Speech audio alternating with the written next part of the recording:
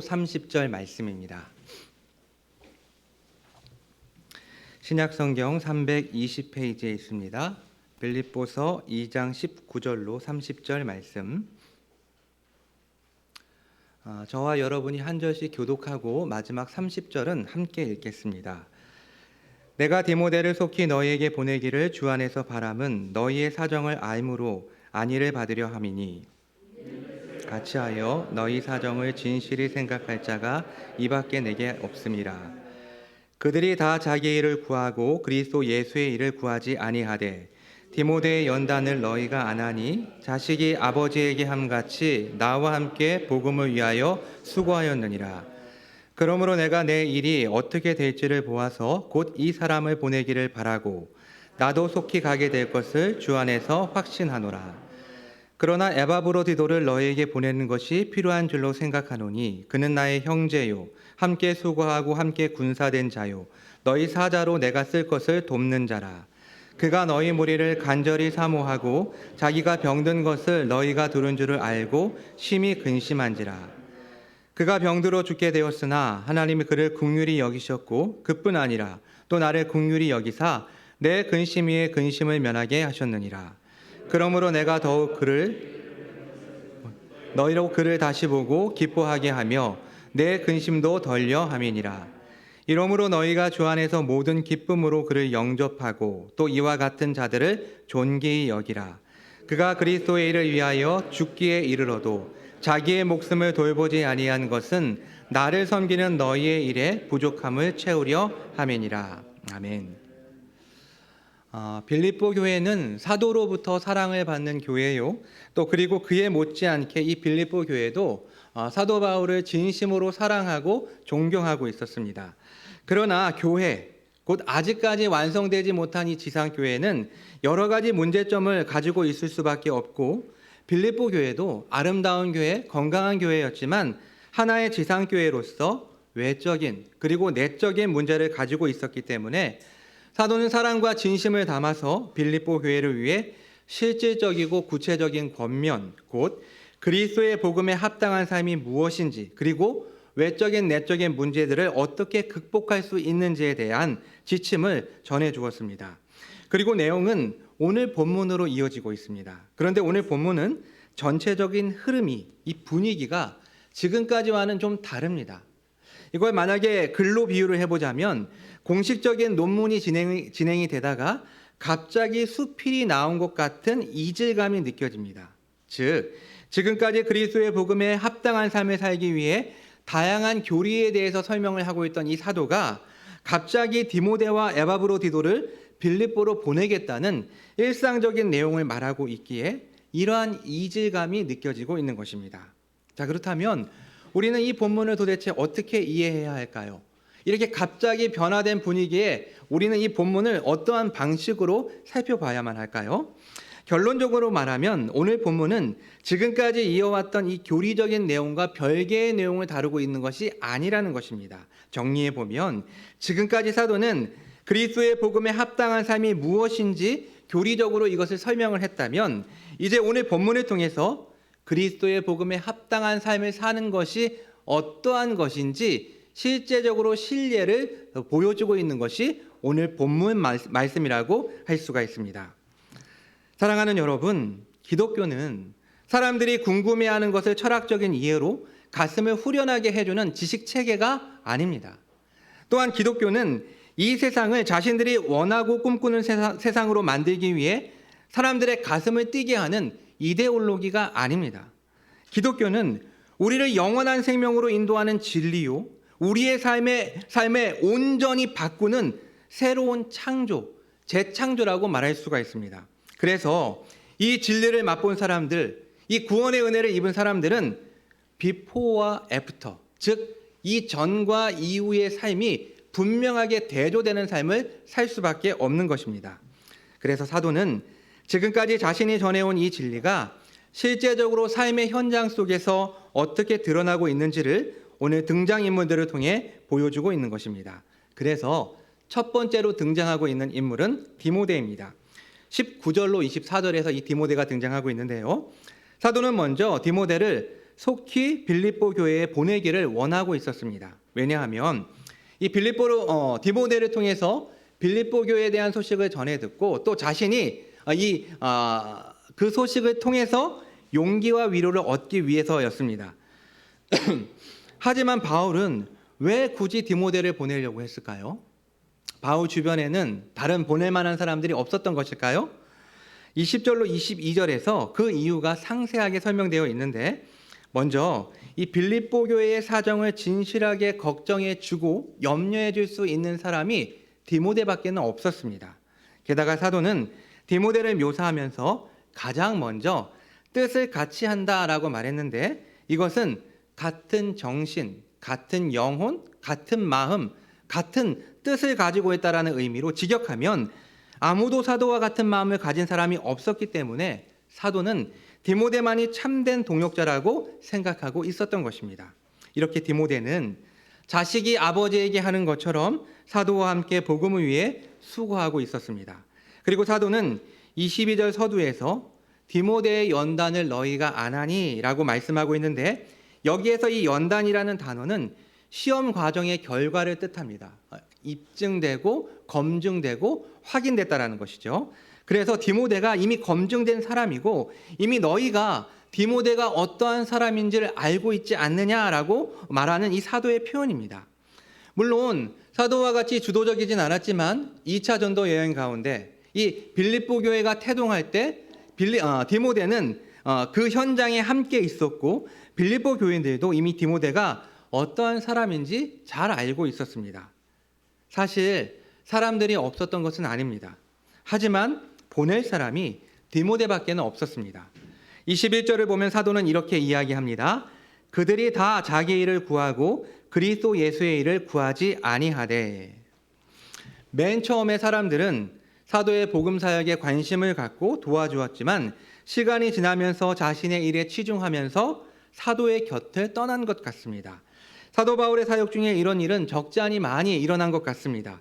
그래서 디모데후서 4장 10절을 보면 대만은 이 세상을 사랑하여 나를 버리고 데살로니가로 갔고 그레스게는 갈라디아로 디도는 달마디아로 갔고 라고 말하고 있습니다.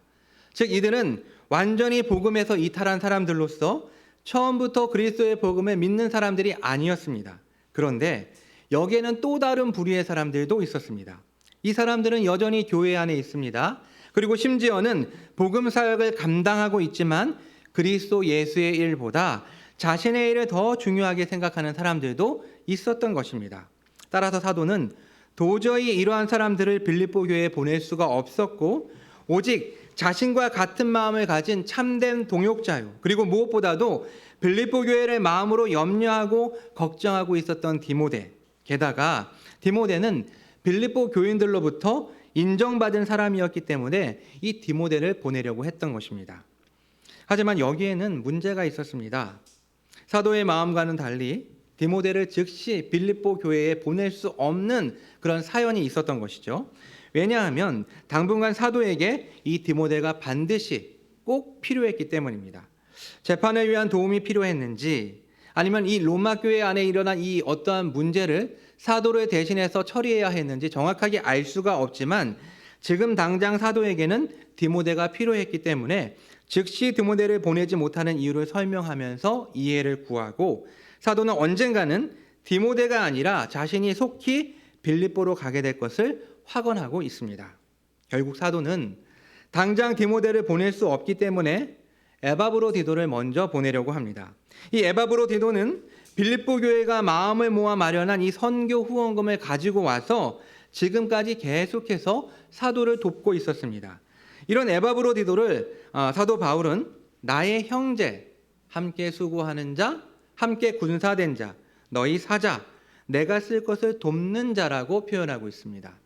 즉 이런 5가지 호칭을 통해서 사도가 얼마나 이 에바브로디도를 신뢰하고 있는지, 얼마나 믿고 있는지, 얼마나 든든한 동역자로 여기고 있는지를 우리는 분명하게 알 수가 있습니다. 자, 그렇다면 사도는 왜 이렇게 든든한 동역자를 빌립보 교회로 보내려고 했을까요? 26절에 그 이유가 나오는데 먼저 이 에바브로디도는 간절하게 빌립보 교인들을 사모하고 있었습니다. 교인들을 사모하지 않는 사역자는 자격이 없습니다. 사꾼이죠. 그런 사람들은 21절에서 묘사하고 있는 곧 자신의 일을 구하고 그리스도 예수의 일을 구하지 않는 사람입니다.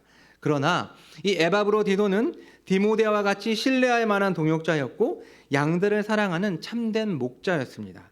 그리고 두 번째로 사도가 이 에바브로디도를 빌립보 교회로 보내려고 했던 이유는 에바브로디도가 자신의 질병으로 인해 빌립보 교회가 걱정하고 있다는 것을 알게 되므로 심히 고통스러워하고 있었기 때문입니다.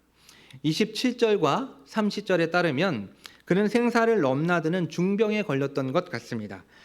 사람이 아프면 그리고 그 병과 고통이 무거울수록 지극히 이기적이 될 수밖에 없습니다.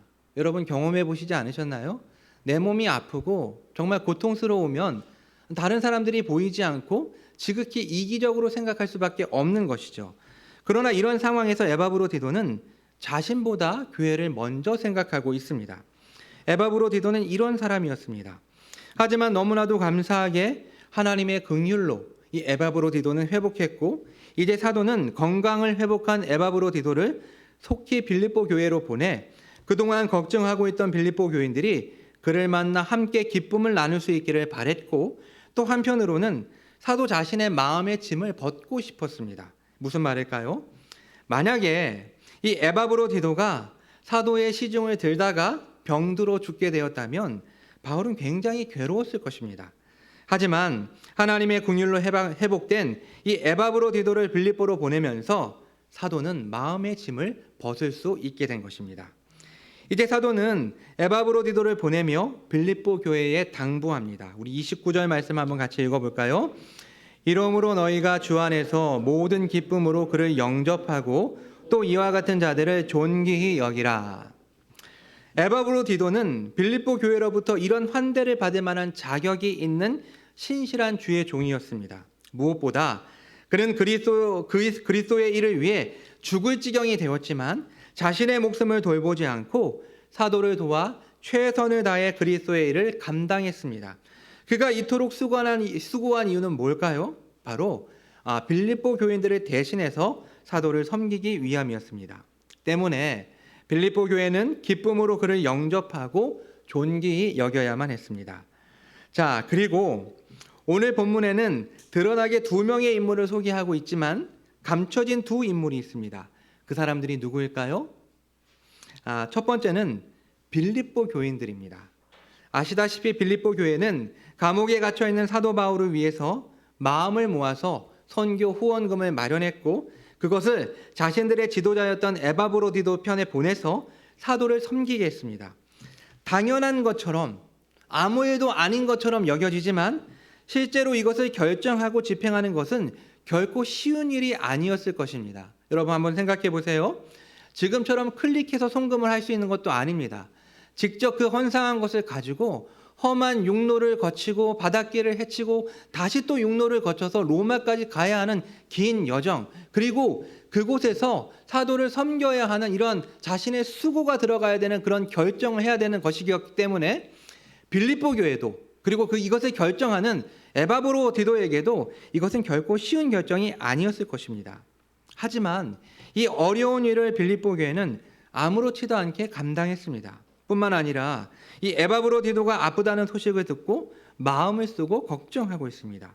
우리는 이런 모습들을 통해서 빌립보 교회가 어떠한 상태인지를 짐작할 수가 있습니다.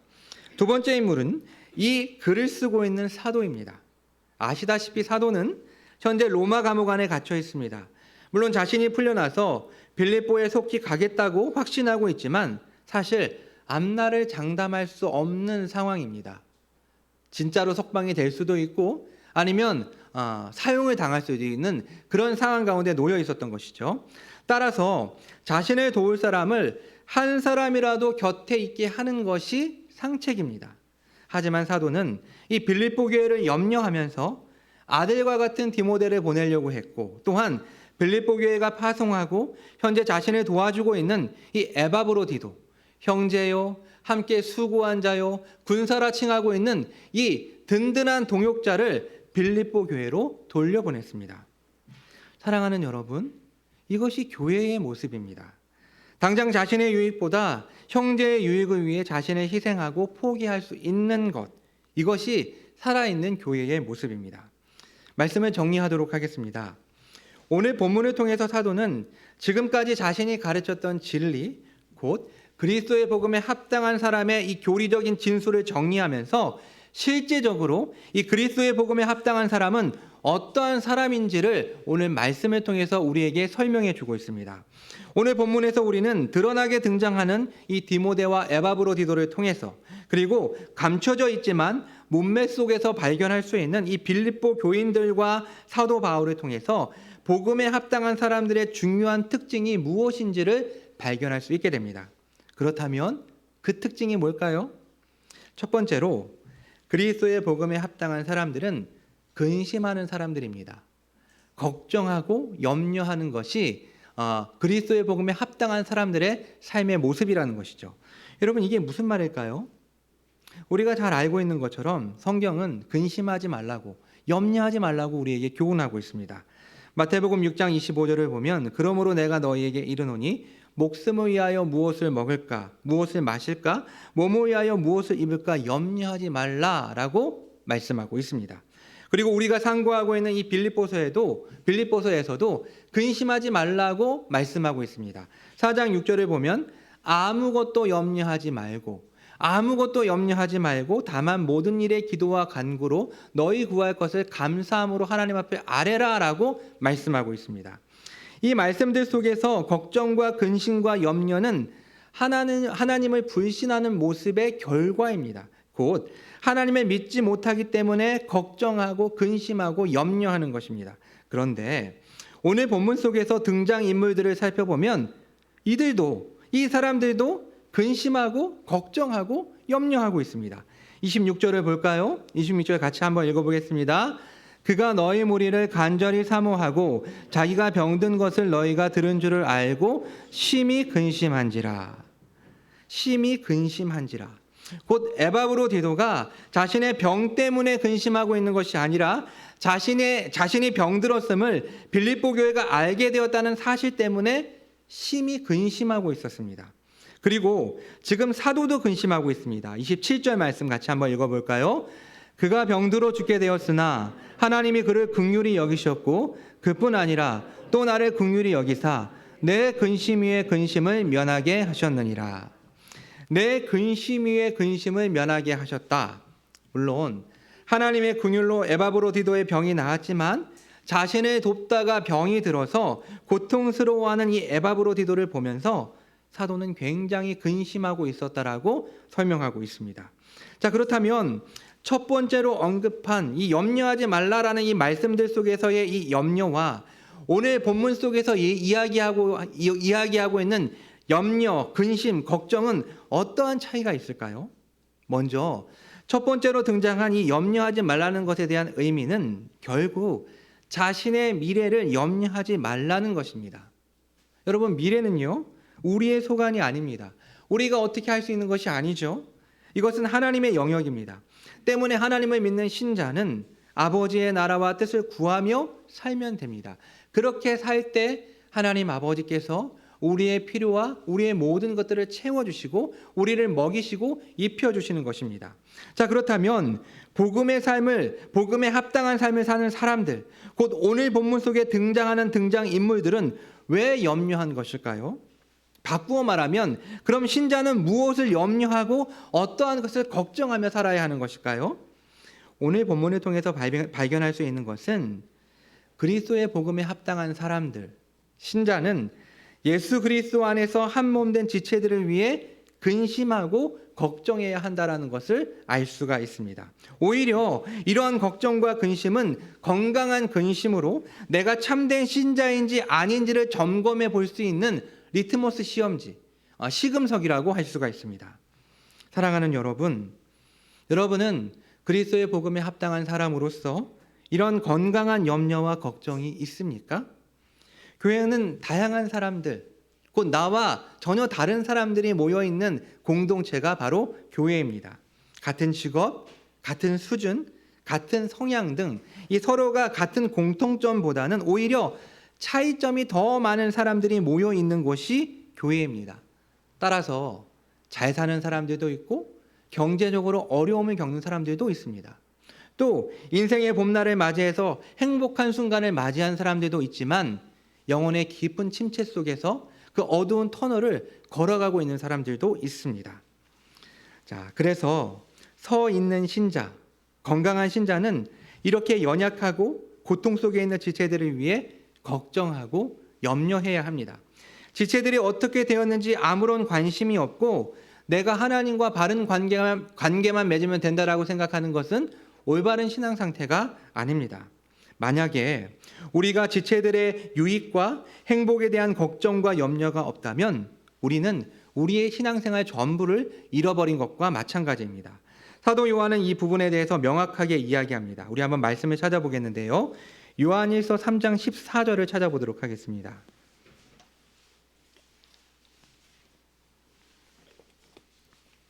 요한일서 3장 14절.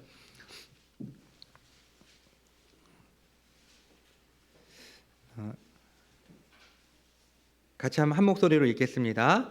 우리는 형제를 사랑함으로 사망에서 옮겨 생명으로 들어간 줄을 알거니와 사랑하지 아니하는 자는 사망에 머물러 있느니라. 아멘. 사도 요한은 형제 사랑이 없는 사람은 사망에 머물러 있다. 곧 이 사람은 아직 신자가 아니라고 명확하고 분명하게 말씀하고 있습니다. 사랑하는 여러분, 지체들을 위해서 걱정하고 염려한다는 것은 부정적인 표현처럼 보이지만 이것은 곧 형제 사랑의 또 다른 표현입니다. 저와 여러분이 우리 베샬롬 교회가 이런 건강한 걱정과 염려가 많은 교회, 형제 사랑이 넘치는 교회가 되었으면 좋겠습니다.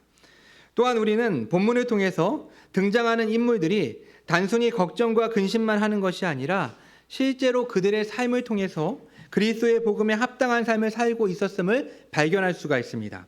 디모데는 자신의 일을 구하기보다 그리스도 예수의 일을 구하며 살고 있었고 사도 바울과 같은 마음으로 동역하며 사도 바울을 아버지처럼 섬기면서 함께 복음을 위해 수고하고 있었는데 여기서 수고했다라는 우리말 번역은 의미가 좀 약하고 실제로는 종노릇했다라는 표현이 더 적합합니다. 곧 디모데는 자신의 이익과 실속을 챙기기보다는 감옥에 갇혀서 어려움을 겪고 있는 이 사도를 아버지처럼 섬기면서 복음을 위해 종노릇하고 있었던 것입니다.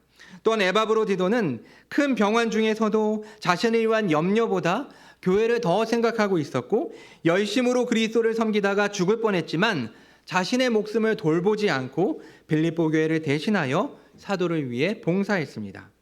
저는 이 설교를 준비하면서 얼마 전까지 우리가 함께 상고했던 룻기 말씀이 생각났습니다.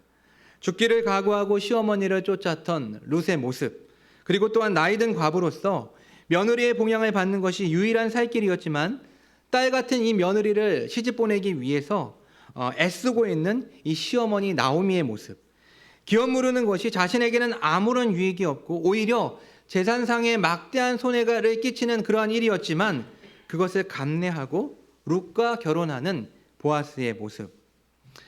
이처럼 진실로 사랑하기 위해서는 다른 사람들의 유익과 행복을 위해 자신의 희생을 감내하는, 자신을 깨트리는 삶은 우리의 상식을 깨는 행동이고 세상에서는 도무지 이해할 수 없는 바보 같은 짓이지만 이것이 바로 참된 교회와 신자의 삶입니다.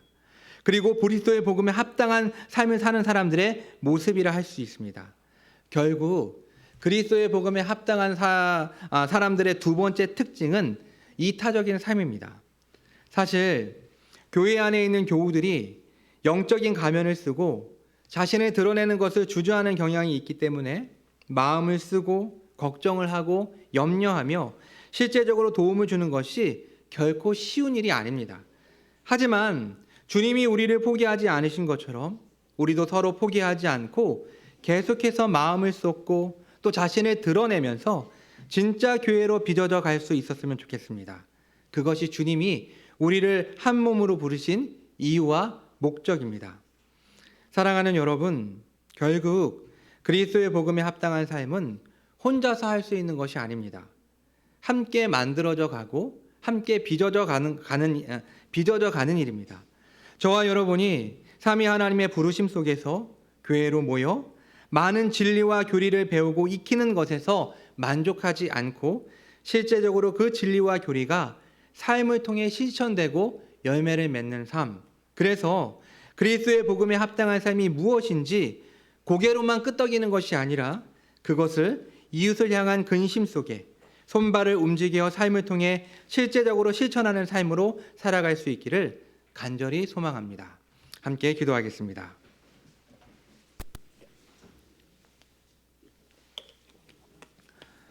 결국 그리스도의 복음에 합당한 삶은 나 자신을 위해 염려하고 근심하는 삶이 아니라 사랑하는 지체를 위해 염려하고 근심하는 삶이며 더 나아가서 결국 그 마음으로 이타적인 삶을 사는 것이 그리스도의 복음에 합당한 삶입니다. 오랫동안 신앙생활을 했지만 이웃에 대한 근심과 걱정은 보이지 않고 여전히 내 근심과 걱정만이 보인다면 그것은 근본적인 문제가 있는 것입니다. 이처럼 지체를 위한 근심과 이타적인 삶은 예수 그리스도의 복음을 통해 우리의 본질이 바뀌지 않으면 불가능한 일입니다. 이 시간 이러한 근본적인 변화가 우리의 삶 가운데 이루어지게 해달라고 함께 기도합시다. 그래서 이것이 억지로 함이나 의지적인 일이 되기보다 예수 그리스도의 복음의 영향력 아래에서 자연스러운 우리의 일상이 되고 무엇보다 내가 다른 사람을 위해 근심하며 마음을 쓰고 내가 베풀고 내가 깨어지는 삶이지만 그러한 삶을 통해서 참된 행복을 누리며 또 그 기쁨을 맛보는 삶이 되게 해달라고 우리 한 목소리로 기도하도록 하겠습니다. 기도하겠습니다.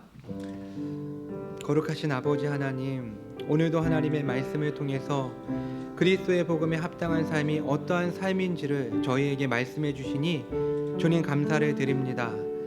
하나님 아버지, 이것이 그저 교리적으로만 이해하고 동의하면서 고개를 끄덕이는 삶이 아니라 실제적으로 하나님 사랑하는 지체들을 위해 근심하고 마음을 쏟고 아버지 하나님 나보다도 먼저 아버지 하나님 이타적인 생각과 행동을 하는 것이 그리스도의 복음에 합당한 삶이라는 것을 오늘 이 성경의 이 등장인물들을 통해 이 본문들을 통해 우리에게 말씀해 주셨습니다. 하나님 아버지, 결국 이러한 삶은 주님께서 우리들의 삶을 변화시켜 주셔서 우리의 삶이 근본적으로 변해야만 가능한 일입니다.